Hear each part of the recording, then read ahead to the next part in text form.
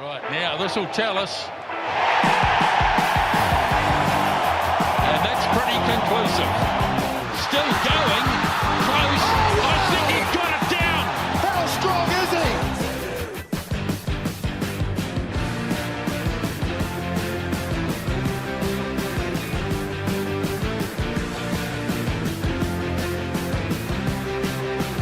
Welcome back to the Pick and Go podcast, your number one podcast for all things Super Rugby.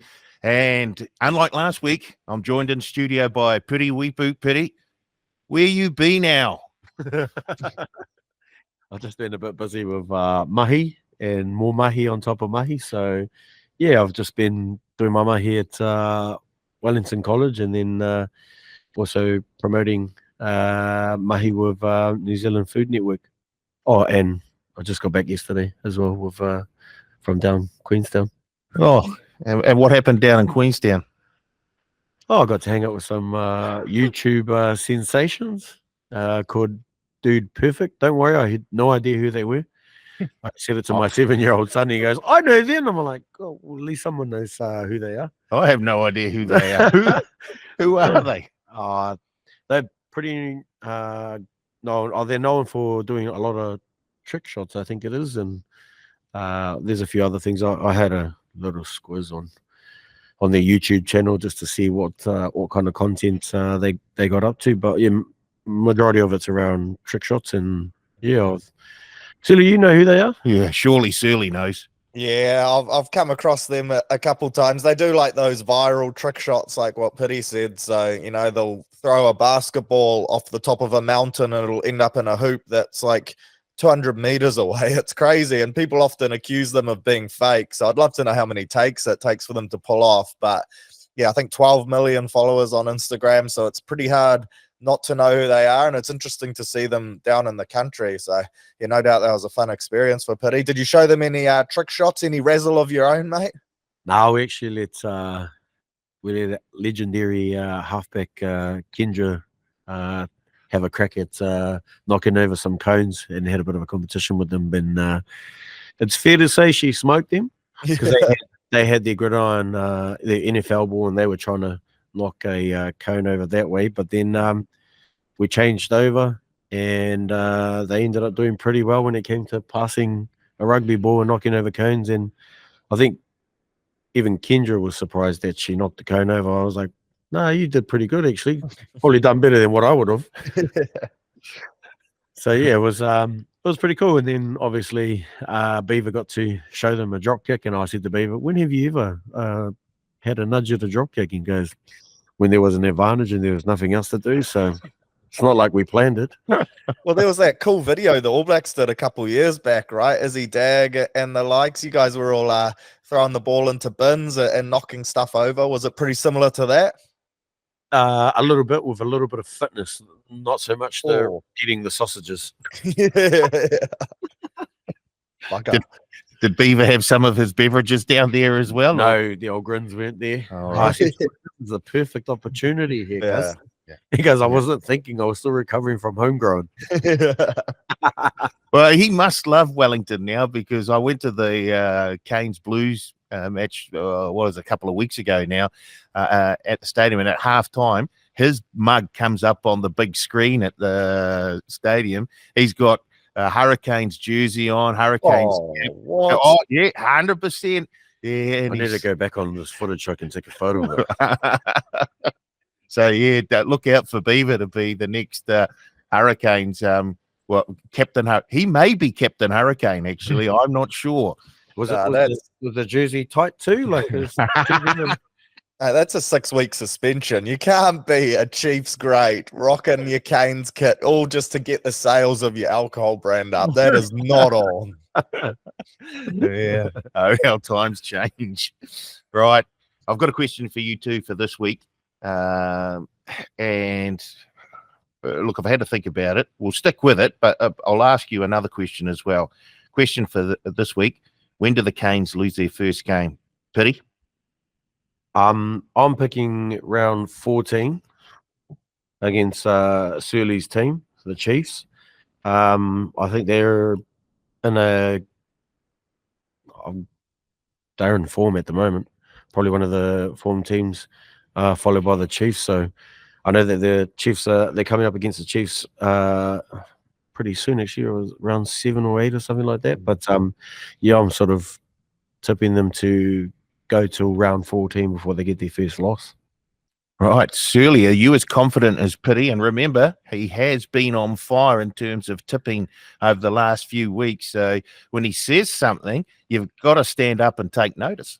Yeah, Piri's predictions, the Oracle. A few of my mates are telling me that they just tune in just to hear Piri's bets so that they can make some bank and get down to Queenstown to do some influencing themselves. But no, I've targeted that round 8, round 9 period. I think they have a bye in round 7, and then they take on the Chiefs the week after. That's at home, so they'll have that home ground advantage. Geordie will be back as well, but that's going to be a heck of a game. And then the week after, they head over to Suva to take on the Drawer. If that game was in Wellington, then there'll be an easy tick in their box. But over there, like we saw what they did to the Crusaders, incredibly tough team. And they're going to have to get some All Black rest in as well for a couple of these guys that are on the fringe. So that might be a game where they look to do it and they could pay the price. But yeah, I don't mind Piri's call. We saw the Chiefs do that last year, go almost the whole way through undefeated. It also means that the Canes won't win the comp. They'll lose it in the final to the Chiefs. So that's a great omen as well. Right, I was going to ask another question, but I might save it till next week. If results go the way the bookies think things will go this weekend, well, that means that I'll be able to ask this question next week. It'll still be valid. So we'll leave that one and we'll head on and we'll have a look at a brief review of the results from last week. Definitely the results that included a New Zealand team, and the round kicked off last week, round 4, with the Hurricanes travelling down to Christchurch to take on the Crusaders. In the end, the Canes came out on top. They had to fight right till the end to do it, though, 14-10. Cam Roigard, I thought, was huge for the Canes behind a pack that looked very, very good once again. And then we had the Canes had the likes of TJ Perenara able to come in off the bench and sort of control things over that last sort of 10 minutes or so. So, Piri, how did you see things pan out in that game? Yeah, I think they've just grown from where they started, and you know, to have a win down there, it's not easy to win a game down in Christchurch. And so for them to go down there and pretty much play footy for the full 80 minutes, usually the Canes, if they do get a good lead, they usually try and protect the lead rather than continue playing footy. But the boys obviously had the confidence. I mean, there was an opportunity there to draw and go to overtime for Golden Point, but they decided to back themselves and go to the corner and try and put the nail in the coffin, really, and they managed to do that. Shirley, you impressed with the Canes continuing on their winning ways? Yeah, I think anytime you can go down to Christchurch and be losing at the 77th minute and win the game is a massive result, because previous results aside for the Crusaders in the last however many years, they don't lose those games. They just find a way to ice them. And you had that feeling throughout the game that the Crusaders might just hang on here. So full credit to the Hurricanes. I thought they were definitely the more dangerous looking of the team. That Crusaders attack still worries me a little because, yeah, they're not firing many shots there. But like Piri said, I thought the Hurricanes clearly had a plan. They turned down shots at goal all night. They chose to back their structures and their systems from pretty early on in the game. And in the end, they got the ultimate reward. So that's the sign of a team that's confident. They know the way they want to play and they back their ability. And again, it was just a pleasure to watch guys like Ruben Love, man. Like, what a season he is having. He's so quick. He's an elite ball player. He's elusive. He ticks every box. So, yeah, they're a fun team to watch. That back three's humming, and then Roigard and Brett Cameron pulling the strings. Yeah, they're starting to win me over a little, I must say. This Hurricanes bias you two have been feeding me all week is starting to chip away. I guess when you're at the top of the table with a 0 in the loss column, you can be, I guess, a wee bit bullish about your chances. And Surly just mentioned the 9-10 combo there for the Hurricanes. And that's probably where the Crusaders a sort of, I guess, lack a whole heap of experience. I mean, there's a wee bit there in the 9 jersey, but in terms of the 10, that's still somewhere where they're looking to replace probably one of the greatest Super Rugby players of all time, Richie Mo'unga. And they'll be keen, I'm guessing, on getting Fergus Burke back as soon as he's ready. Until then, can you see them winning the game before Fergus Burke gets back? I mean, they've got a few other players out as well. Will Jordan, Braden Enor, Tamaiti Williams, or Blackadder. There's almost an all-black team that's on the can't play at the moment for the Crusaders list. Yeah, I think they're still trying to find their feet. Obviously a new head coach who's trying to find his feet in terms of how the boys played their footy last year, in previous years leading up to this year. The depth obviously is not the same as it used to be, but they are still working to work on those the depth in that area. They definitely do have the experience in the nine area, but it's just whether they can help nurture that and lead a young team so that all he has to do is play footy, which is what we tried to achieve throughout the World Cup in 2011 with Aaron Cruden when Desi went down, and Slady was sort of on the edge of potentially getting injured as well, which was whoever came in. They just played footy and we just tried to help them guide the team around the right end of the field. So that's probably what they need to do to until I guess their up and coming 10 comes back from injury. But at the moment they're just sort of in a phase of rebuilding, and hopefully they can get it done sooner rather than later. Right, let's move on to the next game we're going to have a look at from last week. The Highlanders under the roof at home against the Brumbies. The bookies had the Brumbies favourites. We thought that they were wrong. Turns out they were right this time. Well, Surly and I thought they may have been wrong there. In the end, it was a tight game, but Brumbies came out on top 27-21, Surly, and ruined a number of my multis. Yeah, likewise, mate. This one was a real bonus back bonanza for me, thanks to the Landers. They just couldn't quite pull it off. But I really enjoyed this game. It was a fun watch. I thought, again, Billy Harmon really put his hand up for that 7 jersey. Like Sam Cane, he's missing at the moment, obviously, for these All Black games coming up. But that try he scored, he had no right in scoring that. Interesting. No Patchell this week. We obviously record these before the team namings come out, so Reece Patchell wasn't in there, the old Prince of Wales, and I thought they really missed him. I think he's been exceptional for them over the last couple of weeks.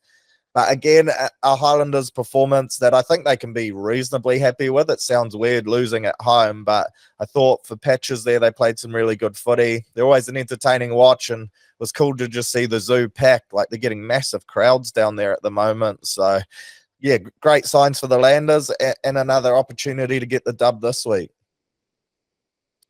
Piri, usually to win a Super Rugby competition, you've got to pick up your wins at home and then hopefully pick up a win or two away. So in terms of the overall competition, a bad loss for the Highlanders, but as Surly says, they played well in patches there and they had a number of players who did step up. The big thing was the Prince of Wales, not in the 10 jersey. And I think it showed. I think it showed, and I think it shows to every single team that just like rugby league, they could say you have to have a good spine to go deep into the playoffs. And you can say that about rugby union as well. The 9-10, you could probably throw the 15 in as well as sort of key positions where you need players who can really stand up and take the game by the scruff of the neck. So hopefully Patchell is back in this weekend. Yeah, like Surly said, they play pretty well in patches of the game. So all they need to try and do is put a full package, 80 minutes of good footy. But yeah, you're right about about that try. He did not deserve to score that. That was huge. Last sort of effort to try and re-energize the team. But yeah, I think they're in a good space. You know, not having Petrol last week means that, you know, they're not far off in terms of what they want to achieve with their depth.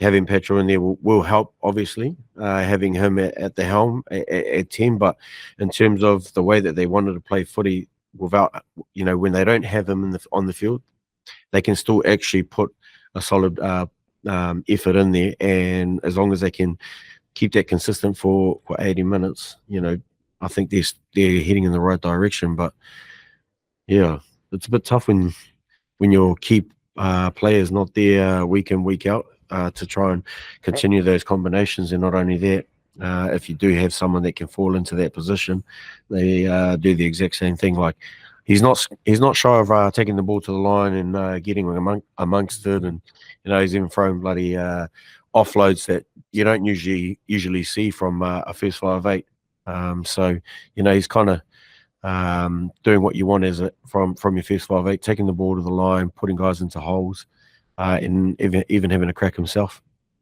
Right, next game, Chiefs Drua, the highest scoring match of the round, and I guess it's pretty much what we expected. The ball gets a wee bit of air. Both teams cross for a number of tries. In the end, Chiefs 46, Drua 29. I think positives to take out for both teams there, Surly.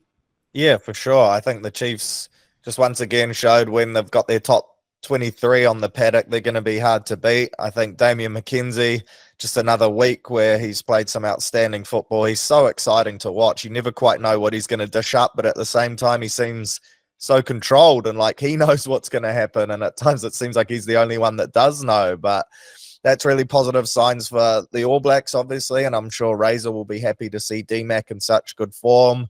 Thought Sean Stevenson looked pretty sharp at the back too.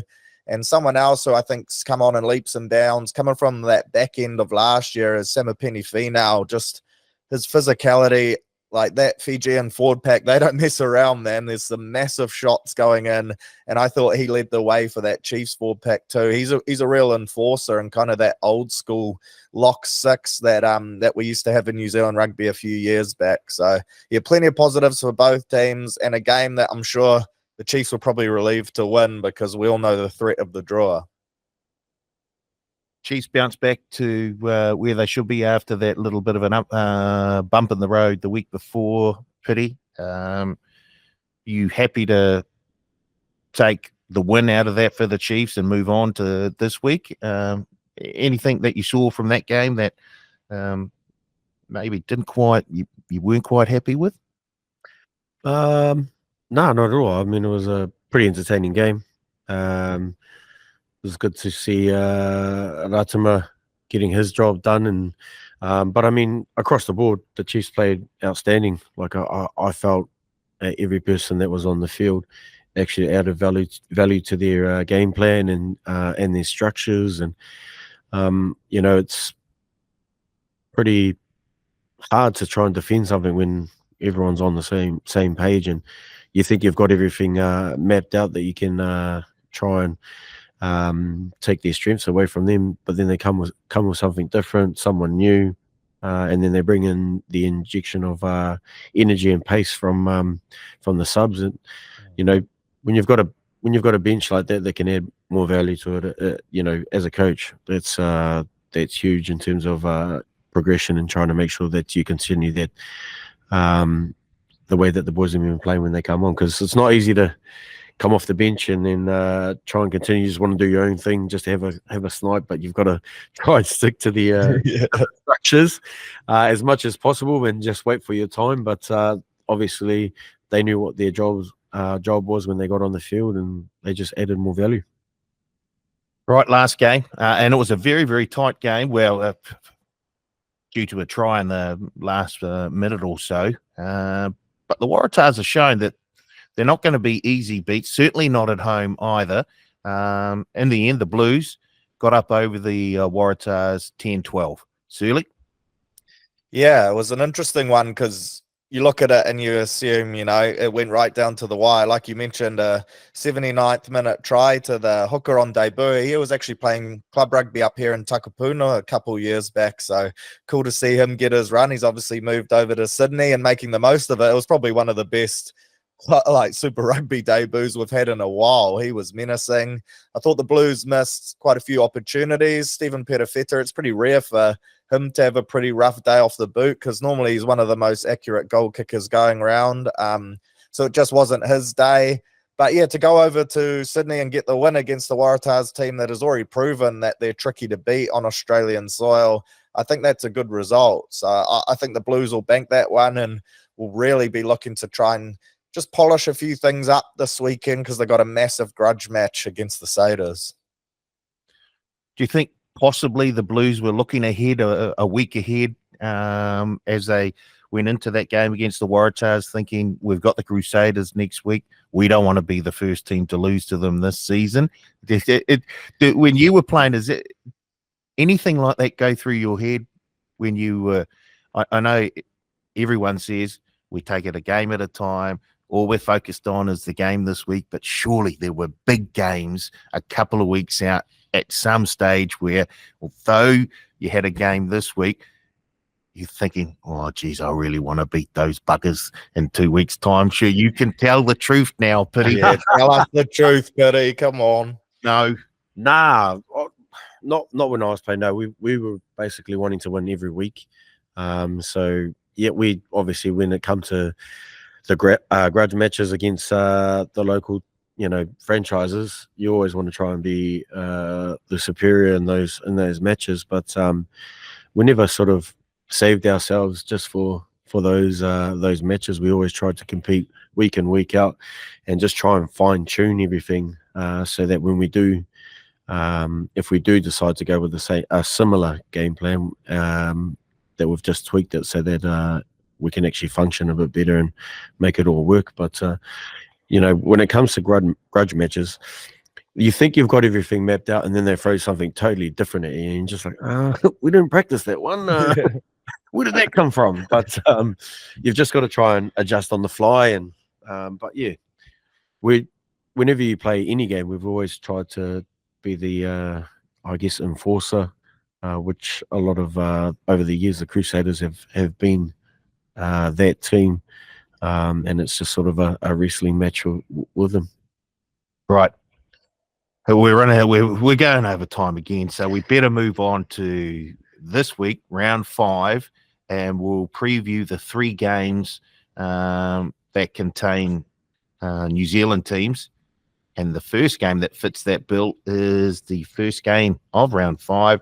Hurricanes taking on the Rebels. Hurricanes, they're $1.12 in the match result market. Rebels, $6. The draw's at 26. The Hurricanes are 18.5-point favourites here, and the game total is set at 60.5. Surly, are the bookies, have they been generous enough in terms of the point start for the Hurricanes, or are you happy to take the minus 18.5? Yeah, it's an interesting one because this is probably one where guys like Roygaard and that might well sit out. This could be a week where the coaching staff look to get some of that All Black rest minutes under their belt. So I'm keen to see the side that the Canes roll out, and saying that guys like Braden Yorsey and co, who are probably pushing for All Black selection, they'll most likely be out there. So I think the Hurricanes at home will have too much firepower and get this job done. Rebels on the road, not a massive fan of them. So, yeah, I'm on the Canes bandwagon this week. I'll be backing the lads from the capital. And I don't mind that line. I think the 13 plus is a safer bet, but 18.5, it's certainly reasonable. Piri, we're recording this on Wednesday morning, New Zealand time. So no team news at the moment. What have you heard? Tell the truth. Bro, let us know. I haven't heard anything. I've been down Queenstown. All right, he's giving us nothing. Even if he does know what's happening inside Hurricanes camp. I'd say if I had inside word, but nothing.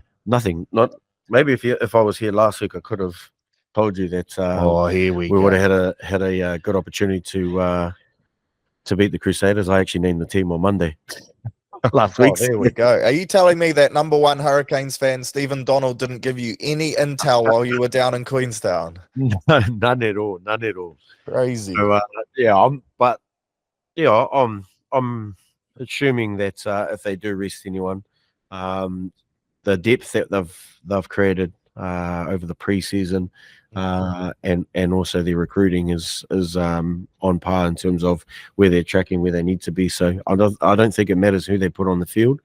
I think that as long as they have the spine right, like you've talked about, and continue the way that they're playing, I'm pretty sure that they'll ease through this one. They should ease through this one.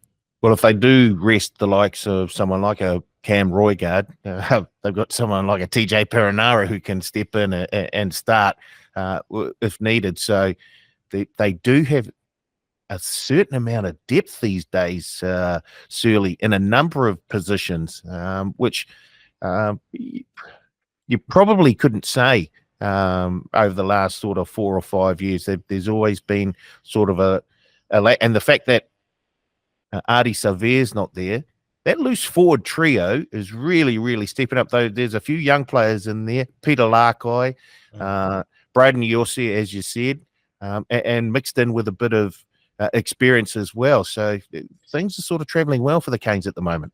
Yeah, you're in a good position when your loose forward trio is so stacked that perhaps the captain doesn't get the start in Brad Shields, because, man, like, I genuinely think Braden Yossi could be an All Black bolter. If not this year, then he's certainly one for the future, because, man, his athleticism is almost second to none. So, yeah, it's good times for Hurricanes fans. We're talking about TJ there. The young boy, I've forgotten his name. He got the start in the first week. Jeez.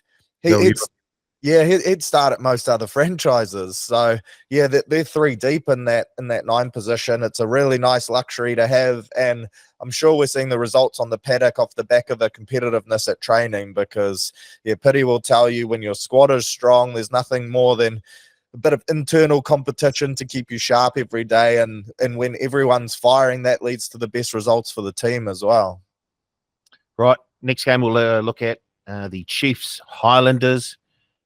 Chiefs $1.20, Highlanders $4.50. The draw's at $21. The Chiefs are 14.5-point favourites, and the game total is 57.5. Surly, your Chiefs going to give the Highlanders back-to-back losses?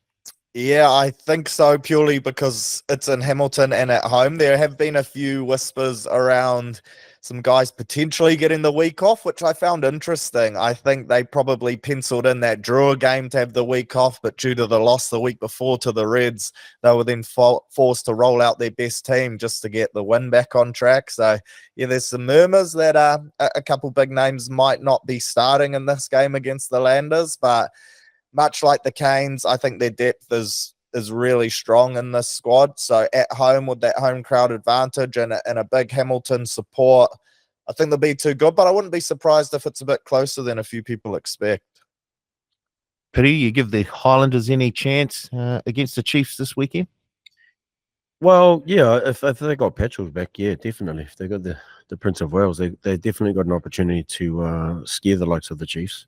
And they've slowly trying to build on things, but on the out, yeah, I think they've got a slight chance of potentially getting an opportunity to walk away with a W. But I mean, you've got to be on like for 80 minutes with the Chiefs if that's going to happen. Right, last game we'll look at, and it's another New Zealand derby, and it's a big one for both teams here. The Blues, they're $1.52, Crusaders $2.50. The draw's at $18.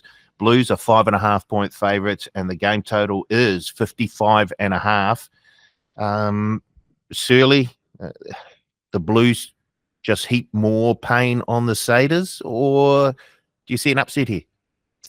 I hope the Blues do, because they're due a win over the Crusaders. It seems like most recent games that you can remember, the Crusaders have always come out on the right side of the ledger, and there's a genuine grudge match there. I see the Blues are wearing the Heritage kit, which looks pretty slick, so hopefully they can play as slick as they look. I saw photos of Carlos Spencer, Inia'i, all rocking it, and geez, that was a cool little throwback. So yeah, the boys from the City of Sales will look the part. Hopefully they can produce that out on the field. But I just think it's too many outs for the Crusaders. I think there's 9 All Blacks out at the moment. Franks joins that list.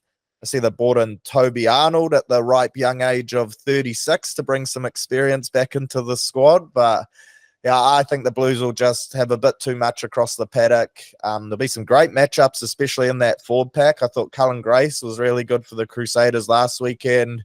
The thought of him taking on Hoskins Satutu, I'm sure Razor will be at this game, keeping a close eye on some of those battles. But yeah, hopefully the Blues come out on the right side of this one and get a win over their old foe.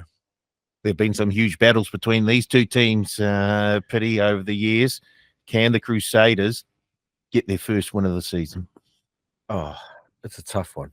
Like Shirley said, the majority of the experience is sitting, on the sidelines and not there to help guide those young players. But it's a tough one. I don't think they will have the opportunity to win up in Auckland, and we'll know that this is going to be a huge game.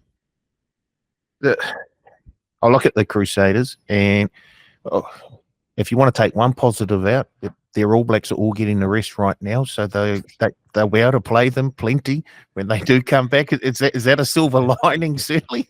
Mate, you're definitely a glass half full operator, aren't you? And I'm sure Rob Penny and the powers that be down at the Crusaders are telling themselves that each night they're going to be well rested come quarterfinals time. It's just booking their ticket into it. But to be fair, after they go on this tough little patch, they've got a pretty nice run home. So yeah, hopefully once they get all bums back on deck, they'll be all right. I think we've already mentioned Fergus Burke. He's back at training now. So if he's 3 or 4 weeks off, that would be a massive inclusion for them. They could get back Scott Barrett and guys like that. They'll go a long way to helping them get the win. But in the meantime, I'm still going to enjoy watching them lose. I haven't quite hit that I feel sorry for them point yet, just because of how many championships they've won. So a couple more losses won't hurt them, I reckon.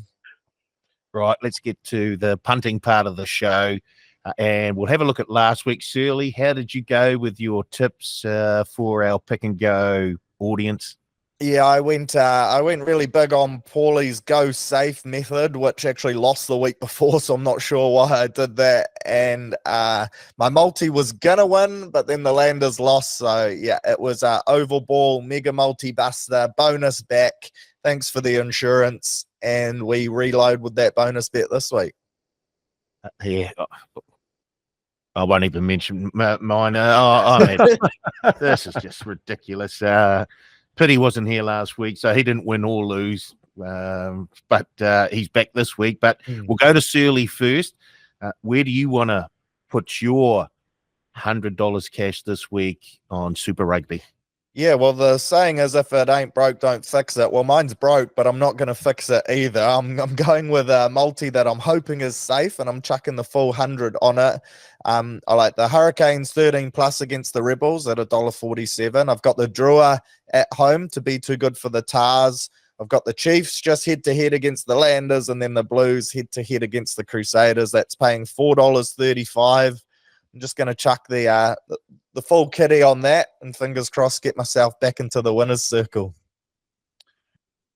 Pity, this is the point of the show that all the listeners have been waiting for. They want to know where you're putting your $100 so they can also follow you in. So yeah, fire up your apps. I'm on it right now. I'm ready to go. Here we go. Here's the Oracle.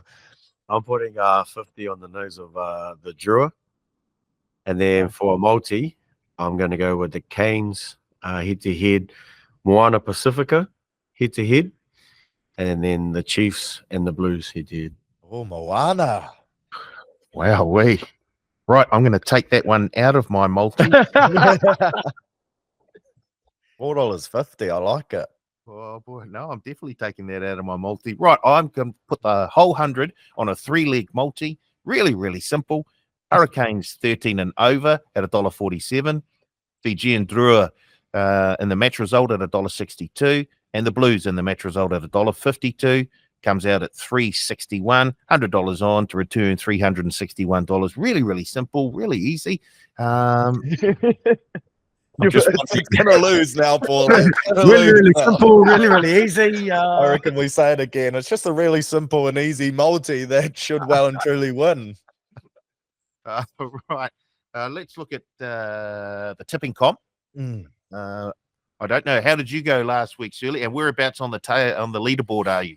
Yeah, I'll actually jump on the old leaderboard now, but I was tracking all right, and I think I had a fair few winners. I almost went the perfect round except for the landers, so I'll just log in now and see how we're tracking. I made the mistake of signing up with 2 separate emails, so now I don't know which one I've been submitting my picks on, so that's been tough. But I was behind you, Paulie, last week, so yeah.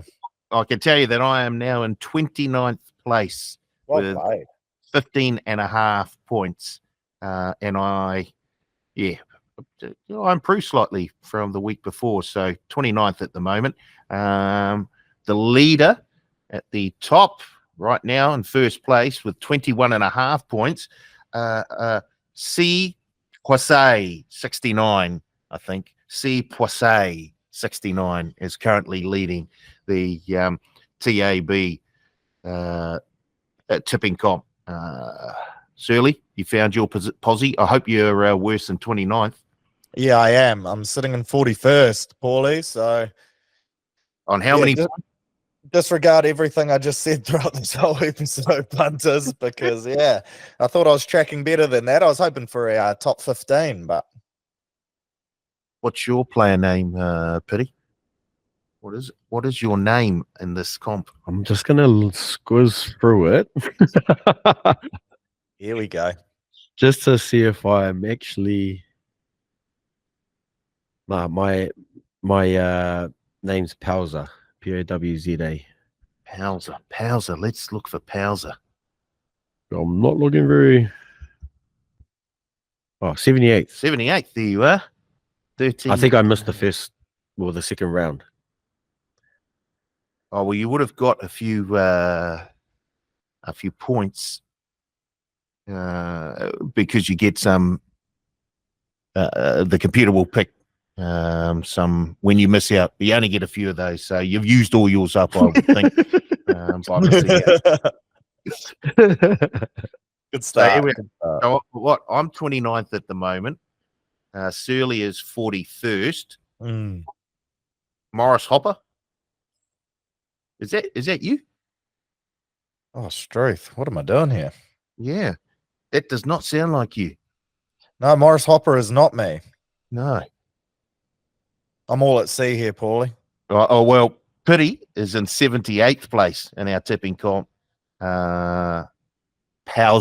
P-O-W-Z-A. You can follow Piri there. Surly, he's missing in action at the moment. I've been submitting my picks every week too, so I have no excuse. I look for anything. No, the old dual account. The dual account is getting me a doozy. Here we go. Surly? No, I do not see a Surly there. Yeah. What is your player name, Surly? Well, I'm trying to work out which one I'm actually using. It says my name's Surly. So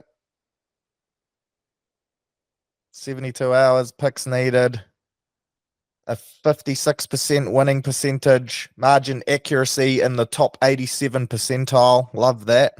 Oof.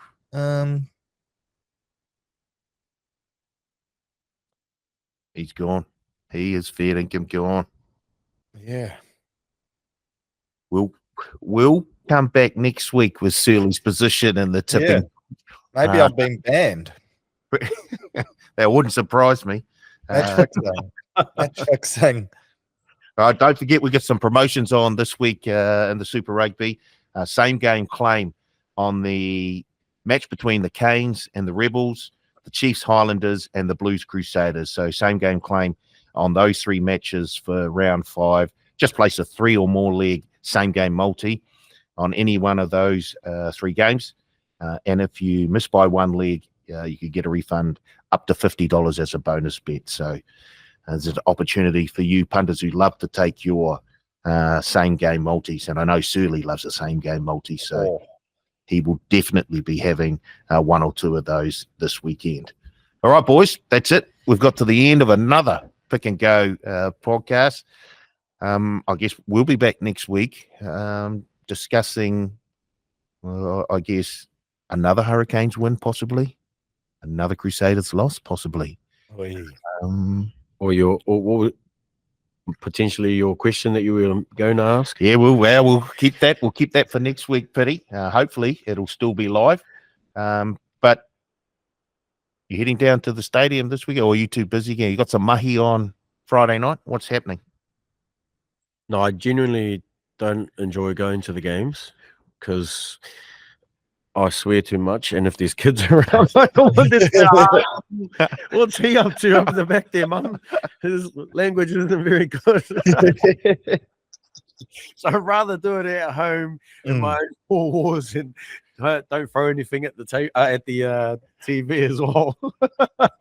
So no, I don't usually go to the games, even though I have been sort of invited a few times by the alumni. But choose to sort of just stay home and swear in my own four walls. Surely can't be told off. Surely you're going to be swearing inside your lounge as well this weekend, or you be we have a preseason game down in Hamilton, and there's a bus trip involved. So yeah, I'm sure there'll be plenty of swearing, and the old Sky Go will be copping a beating on the phone as well, so that I don't miss any of the action. It might be a bit of a hungover Sunday watching some replays as well, just to keep up with what happened. What club are you playing for, Surly? Mighty Northcote, mate. It's the best club in the world. I'm sure you've all heard of it. We're feared throughout these lands. Famous win last week against College Rifles in our first preseason hit out. The sprinklers actually turned on mid-game, so it was true preseason footy. And got through 40 minutes, first 40 minutes myself. And I was actually pretty pleased with how I went. So, maybe the less is more approach that I've taken this year is starting to pay off. You fellas on fire. Is that why the sprinklers came on? Yeah, mate. They knew I made a line break and the sprinklers turned on straight away. They thought, who is this kid that's just putting his best foot forward? So, no, I wish I could claim that. It was interesting, though. They couldn't turn them off. So every time we got down to the 22 where the sprinklers were on, we'd then change directions, walk down to the opposite 22 and attack from there so that no one was in the sprinklers. It was it was nice. I mean, we got a lot of rest as well, which was good for the lungs. But yeah, true preseason stuff. Oh, that's gold. That's gold. But, hopefully the sprinklers will be turned off down. And you said you're heading down to the Waikato? Yeah, we're taking on Fraser Tech, who by all regards are always a pretty strong club down there. So yeah, it should be a good clash. And then the Chiefs are playing at home just a couple hours later, so I might have to stay down there and miss the bus back, although that would almost be a crime because that's where all the fun takes place. So. Right. If you're a Fraser Tech fan and you're a listener of the Pick and Go podcast, make sure you head down for the big preseason match this Saturday. And I hope you're shouting from the sideline, smash Surly, smash him, bro. Yeah, just remember to keep the tackles nice and low. I can't afford to lose any more brain cells, and the fields are pretty hard. So, yeah, Sweet. Tough times. Good luck with your preseason game this weekend, Surly. Good luck with your swearing at home too, Piri. And hopefully we can find a couple of collects, one or two, for the punters this weekend. And we'll be back here next week with another edition of the Pick and Go podcast. Thanks for listening.